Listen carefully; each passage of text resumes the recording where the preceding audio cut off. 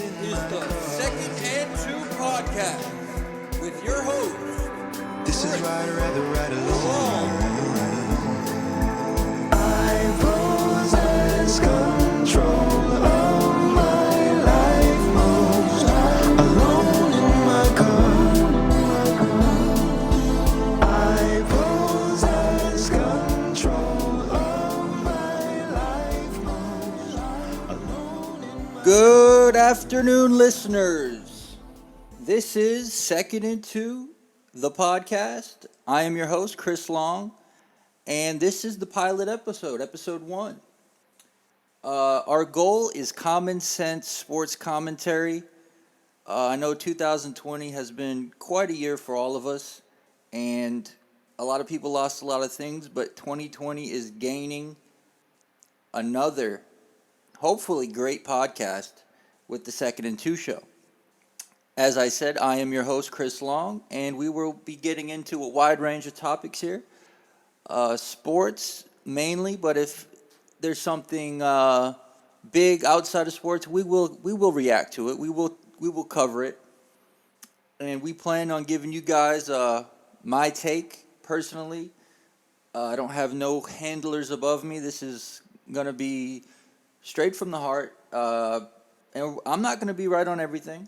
But I'm going to give you my opinion. It's going to be fact-based, and we're going to break down, like I said, a wide range of topics in sports.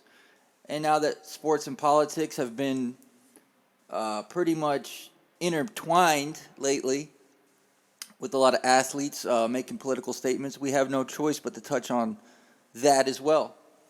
But first, we're going to start things off. It's going to be a lighthearted show, hopefully, tonight.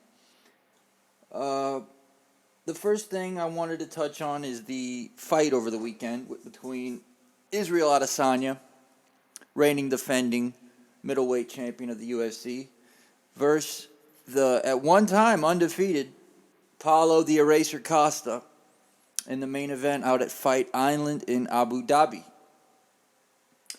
My thoughts before the fight, I'm not going to lie to you guys, I was leaning towards Paulo Costa.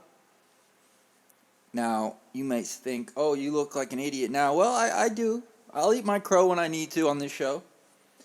But let me tell you why I was such a believer in Costa. Now, Israel Adesanya is an undefeated MMA fighter. He comes from a kickboxing background. I was a big fan of him back in the glory days, coming from the promotion glories where I first seen Adesanya fight, and I was a fan of him there. But he had been beaten in kickboxing before. So he's not unbeatable, as most people who just started seeing him would believe. So let's just get into how the fight went. They opened up, and Costa was hesitant from Jump Street. And Adesanya, I mean, once I seen that first leg kick land from Adesanya, I knew, Costa's going to be in trouble if he doesn't do something immediately to negate those leg kicks. Check the kicks. Come in and put pressure on Adesanya. But he didn't do that. He hung on the outside. Adesanya continually chipped away at that leg. And by the end of the first round, I don't think Paulo Costa had a shot at winning that fight. Now, what Costa could have done differently was immediately pressured Adesanya. Now, it's easier said than done. But you have to immediately pressure Adesanya and throw combinations at him and get him to move. And I'm not saying throw full power shots, but you got to throw something to get him to move. Get him to zig when he should have zagged and touch him. A great example of somebody that did a great job of fighting him, that we have to say, was Kelvin Gastelum. If you guys go back and watch that fight, Kelvin Gastelum was actually hitting Israel Adesanya, and he wasn't throwing. Gastelum's style is he doesn't wind up and hit you with 100% of his strike, 100% of his power. He's a volume striker, very clean boxing, very tough guy, but he's not a 185er. And Kelvin Gastelum would agree. He's not a 185er. Yeah, you might feel great at that weight, but that's because you're not cutting any weight.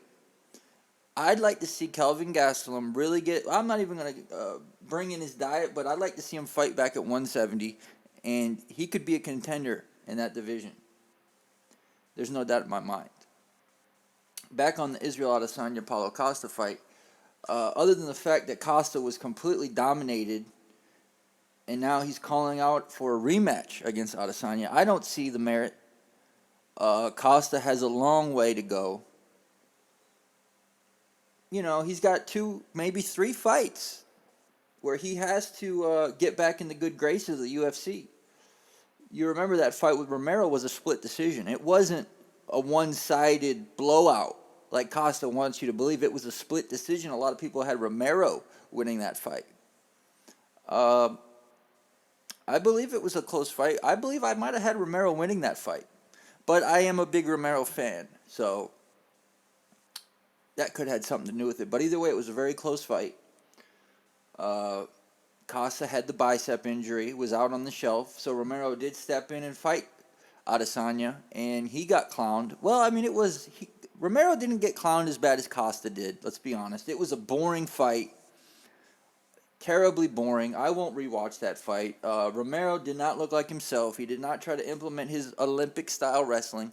The guy's an Olympic wrestler from Cuba, from the I am a machine. I'm a machine. Yeah, we heard you on the Joe Rogan podcast. We know your background is from that of a monster, you know. This guy grew up in the Cuban Olympic wrestling system. His brother, I believe, is an Olympic boxer from the Cuban system. Both very, very high level, in high esteem as far as a global program. Cuba is one of the higher ranked amateur boxing, if not the highest. And their wrestling is right up there as well. Top 5. I would definitely say top 5. So Romero, you know, he could have did a little bit of what I'm trying to say that Costa should have done was put pressure on Adesanya. Get Adesanya moving backwards, but he wasn't. He was moving side to side flawlessly. He was chipping away at that front leg. Costa. Now, when it says, do you think there should be a rematch between Adesanya and Paulo? And the answer is no. Do I think Costa would beat Adesanya? The answer is no. And you're saying, well, why? Why? If you picked Costa the first time, why wouldn't you pick Costa again? Costa got dominated so badly in that fight that unless Israel Adesanya does something that hurts himself, Costa was dominated so thoroughly, and he was mentally broken in that fight. I don't see Costa being able to overcome that challenge that Adesanya poses. Now, when you look at the middleweight division, I know Adesanya's calling for Jared Cannonier. And Cannonier is not a very big name in MMA. He's a great fighter. Yes, he's tough. He's well-rounded, very versatile. He doesn't have the best power. He doesn't have the best wrestling, but he's very well-rounded. He's a very well-rounded MMA fighter. Doesn't have a big name. He fights out of Alaska, I believe. There's not many fighters coming out of Alaska. I don't know who he trains with, but he has looked good in the UFC fights that I've seen. Now they're saying that Adesanya wants to fight Cannonier. Cannonier gets past Whitaker. We'll see if that happens. Do I think the UFC is going to make the fight between Adesanya and Cannonier? I don't. I don't see that fight happening. I don't see it being a big enough draw. Now, Adesanya alone is a big, big, big name in the UFC. He is a top 3 name in the UFC right now. No doubt. He is climbing the ranks of being one of the UFC's biggest superstars in the promotion's history. Him and John Jones have been getting into it on the Twitter machine.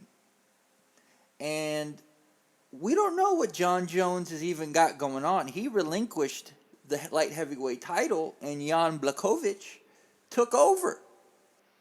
And now he is the light heavyweight championship holder. Jones has no belt. Jones, we don't know what his plans are. Do I think it's possible that Adesanya and Jones fight? I do. Now you're thinking, well, Adesanya's 185, Jones is 205. What weight do you think? I don't know if Jones would lose weight and fight at 190 for a catchweight fight. Do I think it's possible? I do. Do I think Adesanya would move up to 205 pounds and fight Jones? I do. There are a slew of possibilities. Because when you look at the middleweight division, there isn't that standout contender ready for a shot at the moment.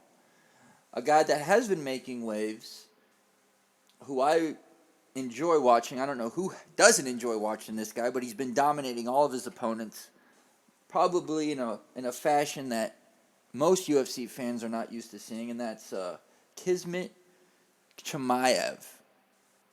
And I believe he's Dagestani, but he fights out of Sweden, if I'm not mistaken. And this guy has looked amazing. His wrestling, his striking in his last fight versus Meerschaert looked just precision. One punch. It was a one punch, and it wasn't a knockout, it was an obliteration. Meerschaert still doesn't know where he is. He's probably still hanging around Las Vegas wondering where he is. He lost a piece of his soul that fight. And Meerschaert's a vet. He's a veteran fighter. Does well in those type of fights versus, powerful guys. And it showed that this guy, Khamzat, is like Dana White said, he's a different breed. There's not many fighters that come along like this kid. And I'd like to see him fast-tracked in the UFC to a title shot. And 2 fights, I think if Khamzat can win 2 more fights in the UFC versus high-level guys, top 15 guys, he deserves a shot because this is an entertainment business. Yes, the best guys will fight the best guys, but if you come along and if you garnish that hype and you show that you warrant a shot at the title and you're in your prime and he's in his prime, well, there's no need to sit there and get damaged in other fights versus other high-level guys, even though we will believe Khamzat would win those fights. For example, if he were to fight Chris Weidman, Khamzat would be a minus 400 favorite in that fight. Now, would Weidman do damage? We don't know, but he could do damage, which could affect him moving forward on his quest for the belt. So what I'd like to see is Adesanya versus Jones sometime before this year. And I think it's possible. But we'll have to wait and see. And we will be getting back into this. I don't want to get too deep into it right now because there are going to be many episodes to come, and I'm just scratching the surface with what I think is possible in the UFC. So, speaking of fights, though, it is September 30th, by the way. I don't know when you guys are listening to this. But last night, there was a pretty big fight last night. I don't know if you guys caught it on the telly. Donald J. Trump versus the Crypt Keeper himself, hailing from the fighting state of Delaware, Sleepy Joe Biden. Remember what he said? You're not black if you don't vote for Joe Biden. I don't know how many black people are in Delaware, but it isn't very many. It is not very many. My initial thoughts on the debate, I have to believe it.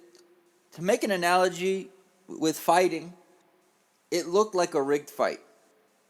It looked like every time Trump was getting in there, ready to land his combination, the referee would step in and separate the two.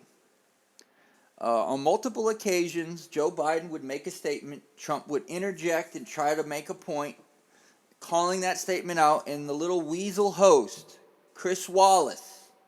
I'm ashamed to share a name with this guy. Chris Wallace, the little snake he is.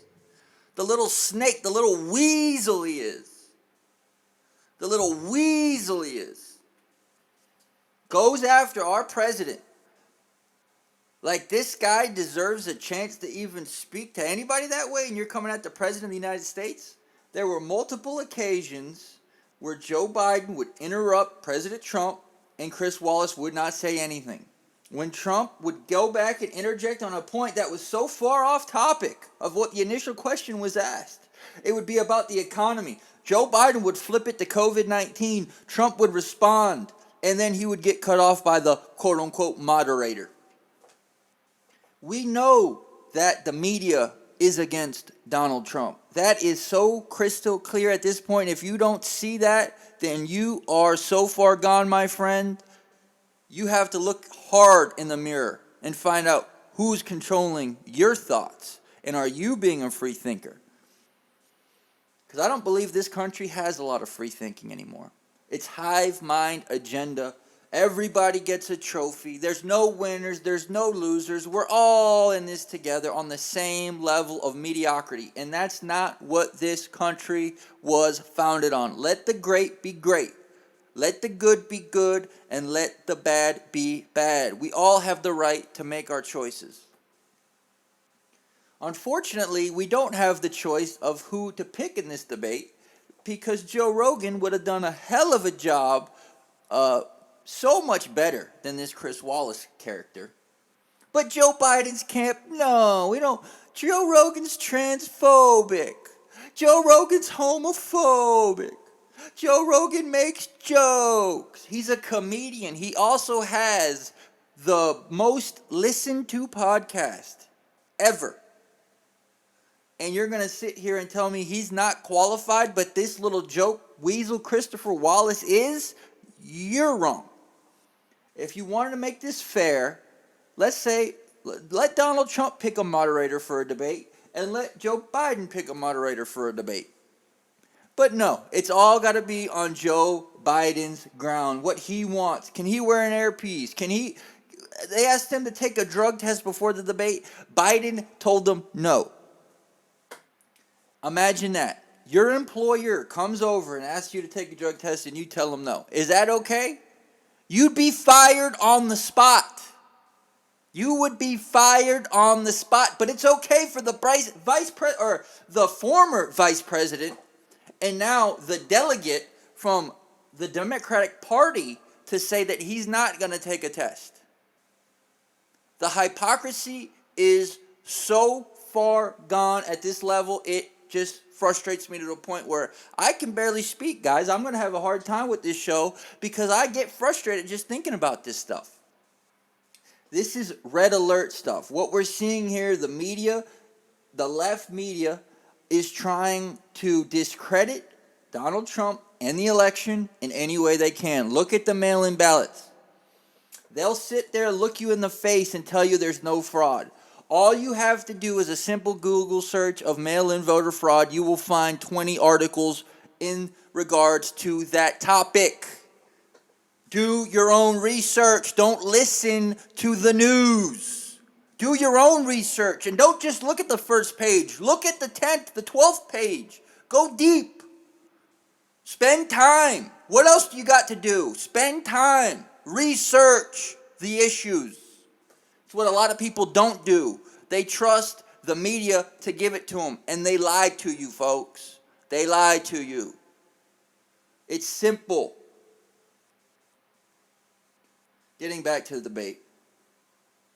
It's just so frustrating to see the way they let Joe Biden off the hook on so many of these different issues. They keep hammering away. Trump's taxes, Trump's taxes, Trump's taxes. The guy hasn't took a salary in 3 years. He donated that. And you're going to tell me he's only going to pay $750? Wait till the real taxes come out.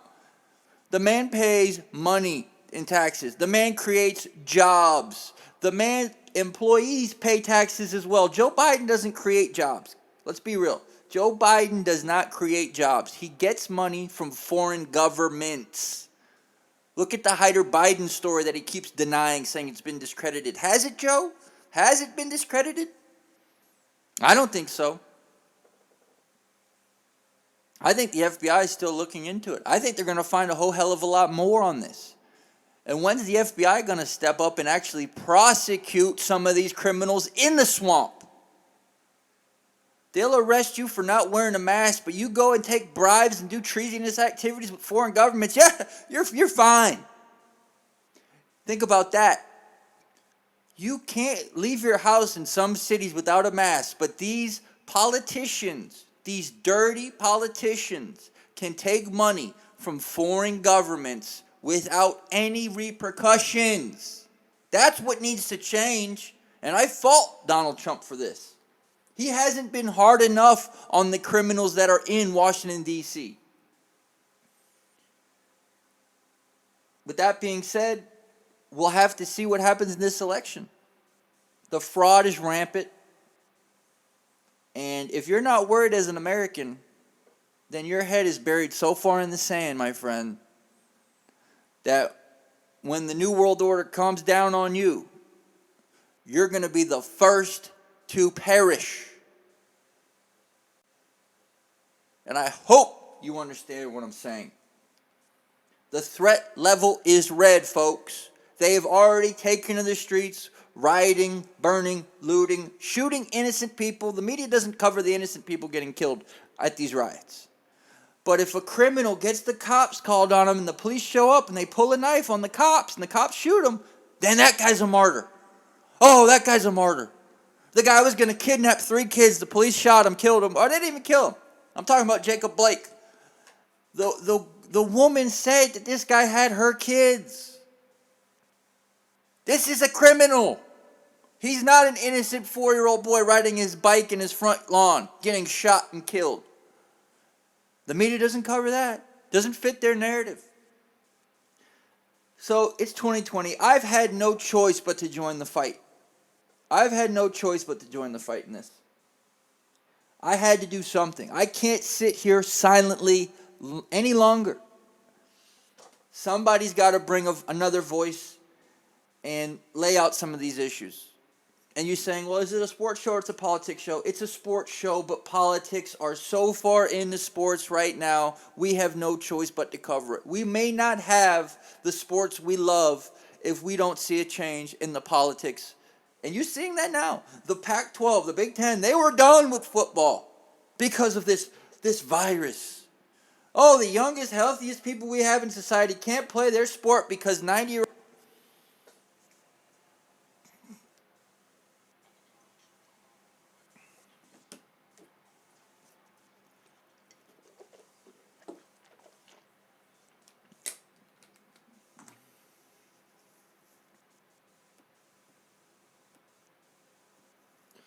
And we're back, guys. I appreciate you guys listening to the pilot episode of Second and Two with your host, Chris Long.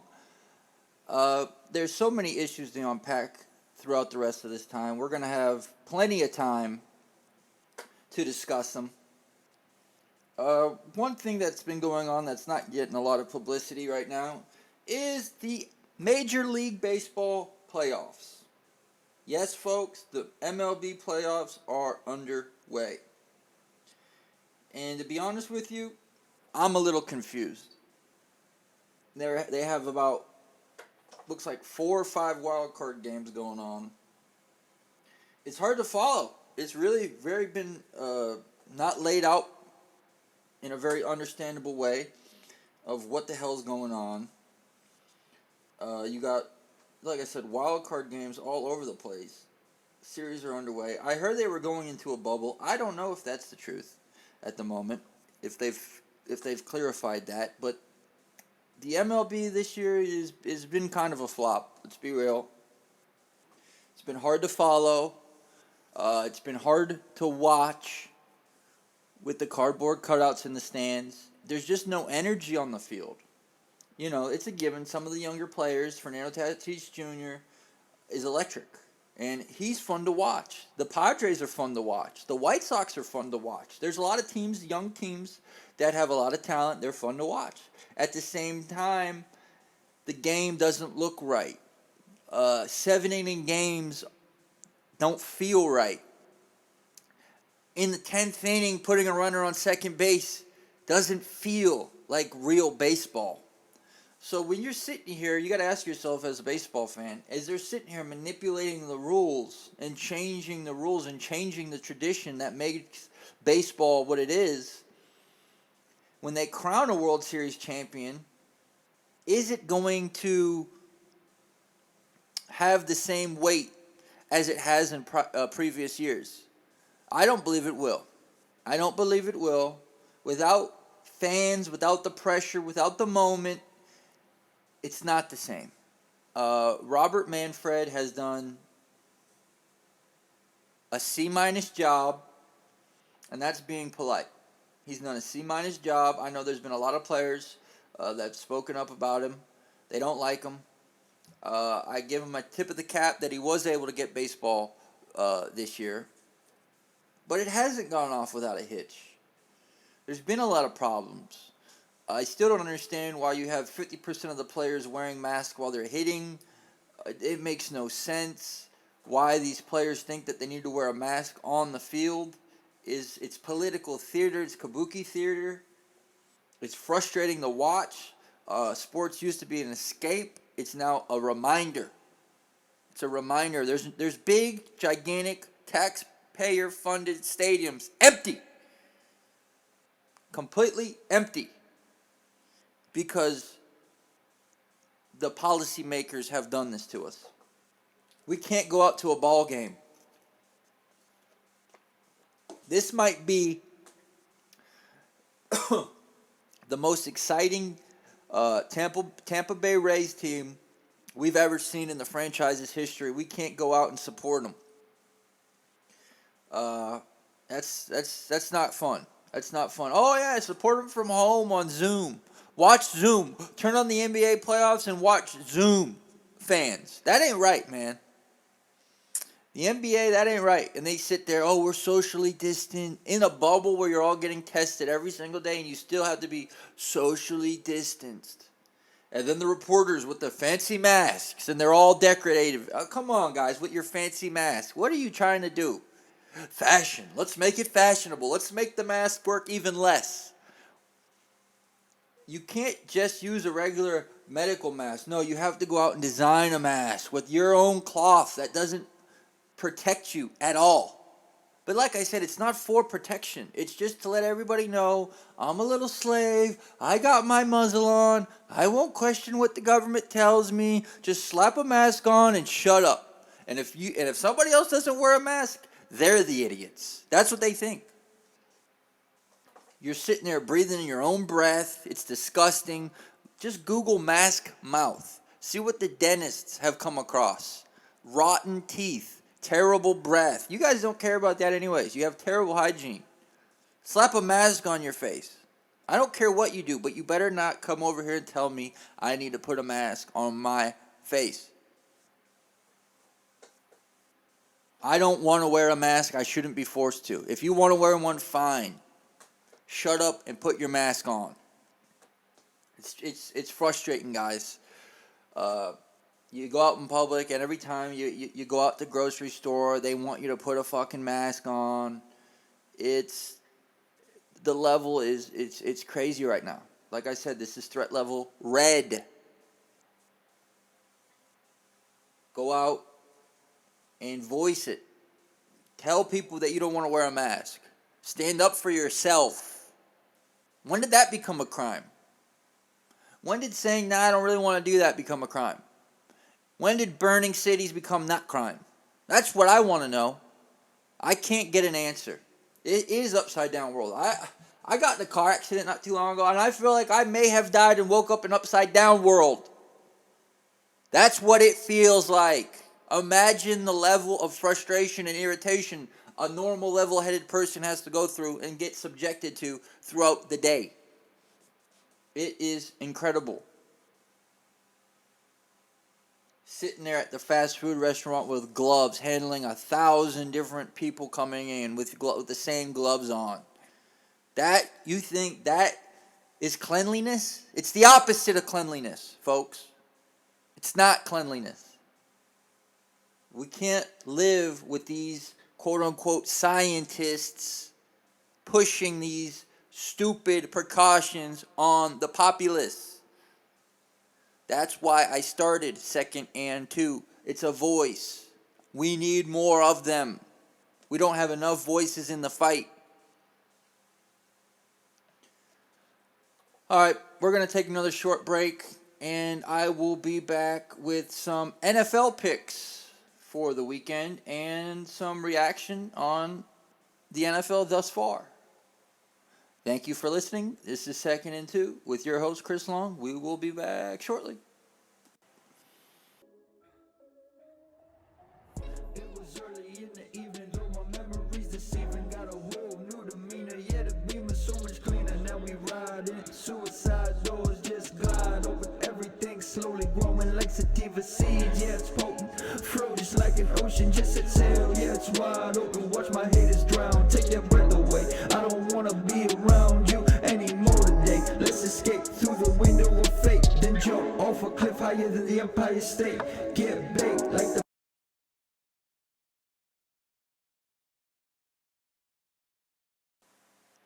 And we're back.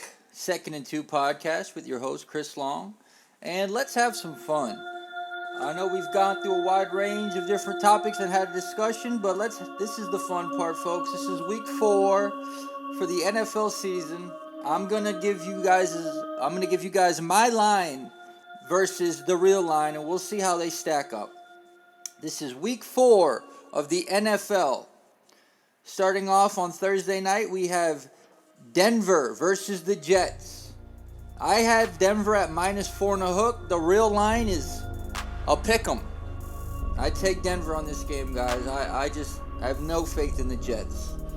We've got New Orleans versus Detroit. I've got New Orleans -2.5. The real is New Orleans -4.5. So no discrepancy really right there. I think it's gonna be a tight game. Detroit has shown that they've gotten better this year. I mean, their defense looks good under Matt Patricia. That cornerback, Jeff Okudah, I hope he's healthy coming into this game. And Michael Thomas, I think he's not going to be active. Then we come around to the Chargers versus the Bucks. I liked what I've seen out of Justin Herbert, but it's not going to be enough. I have the Bucks -6. The real line is the Bucks -7.5. We've got the Jazz versus the Bengals. Now, here's one that we've got a little difference on. Despite the Bengals looking good through the first couple weeks of the season, I just think the Jags under Gardner Minshew, they look a little bit stronger. And I got the Jags -3. The line has the Bengals -3, so we're flopped there. Me and Vegas are flopped there. Minnesota versus Houston. I've got Houston -2.5. The line here shows Houston -4.5, which that's pretty big. I know Minnesota hasn't looked good, but 4.5, that's big. We have Seattle versus Miami Dolphins. Now remember, they're staying out on the East Coast. No, wait a minute, they just played at home versus the Patriots, so they're going out to the East Coast. That's a long flight. So I got Seattle -9. Thought it could have been higher, but I went for -9 for those reasons. They're making the flight. But Vegas even has a little lower. Seattle -7. Seattle -7. So, that's when the Dolphins might keep close, surprisingly enough. Dolphins don't have a terrible defense. Next, we've got another interesting matchup between Pittsburgh Steelers and the Tennessee COVID-19 Titans. Tennessee, through all the stuff they've gone through this week, it's going to be very difficult for them to prepare for a team like Pittsburgh. I love what I've seen out of Ryan Tannehill. He's looked good. Jonnu Smith is another fascinating player. Such great speed and such great size for a tight end. I like Tennessee, but in this game, I've got Pittsburgh -4, and the real line is Pittsburgh -1.5. Coming around, we've got Browns versus Cowboys. I like Dallas in this game. Let's be honest. The Browns have shown they're not more than anything but a dumpster fire. I got Dallas minus 5.5, and the line is Dallas minus 5. Next game, we've got Arizona versus Carolina. I like what I've seen out of Arizona, and I was surprised that Carolina, without McCaffrey and under first-year head coach Matt Rule, they were actually able to get a win last week. But I've got Arizona minus 7. Vegas is saying it's going to be a closer game. Arizona minus 3.5. I don't know. I like what I've seen out of Kyler, DeAndre, Andy Isabella made an appearance last week. Arizona looks like they're going to be a high-powered offense. Next game, we've got Colts versus the Bears. Colts have looked good. They've surprised me. Bears, I guess, are sitting Trubisky and are rolling out with Foles. Do I think that's I think that's a good idea. You know, Foles is a good quarterback. I mean, he's a Super Bowl champion. Let's not knock him for that. I'm not a huge fan, but give the man his respect. He looked better than Trubisky. He led him to a comeback. So yes, he should start in Week 4, but I still have the Colts minus 1.5, but Vegas has the Colts minus 2.5. So not a big discrepancy there. Next game, we got the Baltimore Ravens versus the Washington Football Team. I like Baltimore. I got Baltimore minus 9. Vegas had Baltimore minus 13.5. Now, what we seen out of Baltimore last week, they're going to have to come out and make a statement. Do I think it'll be a win by that much of a margin? I don't know. But when you consider Trace Young, he did limp off last week, and he may not play this week. I don't think he's going to play after what I seen last week. He was quick to take the pads off, and so he probably won't be playing this week. The next game, speaking of not playing, we know who won't be playing the Giants-Rams game. That's Saquon Barkley. It's sad to see, but his career has not panned out like they wanted it to. With that being said, I got the Rams minus 4. And I don't know. I think they're down after what happened last week, the big claps in Buffalo. And so for that reason, I went with Rams minus 4. But Vegas, Rams minus 13, if you can believe that. So yeah, I'm gonna have to play. And I don't like playing the Giants, but that's just too big of a number on that game. Too big of a number. Next game we've got is the New England Patriots versus Kansas City. Now, I am very familiar with the New England Patriots. That is my team. I've liked them since I was a child. With that being said, this is going to be a very hard game for us to win. I had Kansas City minus 7.5. And Vegas has Kansas City minus 7. So, Vegas sees the same thing I'm seeing, which is Patrick Mahomes is almost unstoppable with those weapons. Tyreek Hill, Travis Kelce, Clyde Edwards-Helaire showing up as a rookie, doing what he needs to do, filling that void for running back for them. And their defense played outstanding last week versus Lamar. So it's going to be a tough game for the Patriots. Like I said, I had Kansas City minus 7.5, and the line was Kansas City minus 7. Next game, we have Bills versus Vegas. I went with the Bills minus 6. They're rolling. Josh Allen is rolling. Vegas, I don't know. I don't know what's going on with these guys. They beat New Orleans. They lost to the Patriots, which we all thought they were going to lose, but they had an epic fail, epic collapse. So this week I'm going Bills minus 6. And Vegas has Bills minus 3. Bills minus 3. And next game, we've got the Eagles versus the Niners. I like the Niners, but not as much as some people. I don't know. I don't think Garoppolo is going to start. I like Nick Mullins. He's shown he is a serviceable starting quarterback. Without Nick Bosa, that could hamper them because he's just such a dominant force on the defensive line. I will take the 49ers minus 3, and Vegas has 49ers minus 7. So I guess they're expecting Carson Wentz to throw a couple of picks and maybe 1 or 2 pick sixes. He's had quite the fall from grace, Mr. Carson Wentz, unfortunately. I was high on Wentz when he was coming out of North Dakota State. I liked his mechanics. He showed he had some speed. He can be elusive, but I don't know. I'm just not seeing the confidence from him like I need to. He doesn't show that confidence. He does here and there in spurts, but he's not showing me starting quarterback confidence, and that's big. That's huge. And finally, the Sunday night game. I believe it's the Sunday night game. Excuse me if it's not. Atlanta Falcons versus the Packers. Atlanta has shown that they can score points with anybody, but they can't stop anybody. Rodgers is doing what Rodgers does. Everything looks great under the head coaching staff. So I got the Packers minus 3.5 in Vegas. Vegas minus 7.5 for the Packers. So I'd probably play Atlanta in that game. I know their defense is terrible, but they have such a high potent offense. They can score with anybody. Anyway, guys, I appreciate it. If you have listened through this podcast, this is the inaugural 2nd and 2 podcast with your host, Chris Long. I hope you guys enjoyed the show. There's going to be so much more to unpack in the future. I am just so excited to get back into the commentary in the sports radio game. And I hope you guys will share and, tell your friends about the show. We're competing with some monsters in media, quite literally. So thanks again. And as this show goes on, we're gonna get something a little bit more organized. But I like the format of the show. It's just me riffing. I'm not sitting here with notes, getting fed things through the ear. This is one man, one show. This is 2nd and 2. Thanks again for listening. We will be back soon.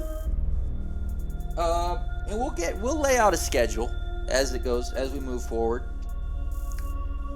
But whenever I can find time, I will love to sit down and do a show. I hope when I do post this, any feedback is definitely welcome.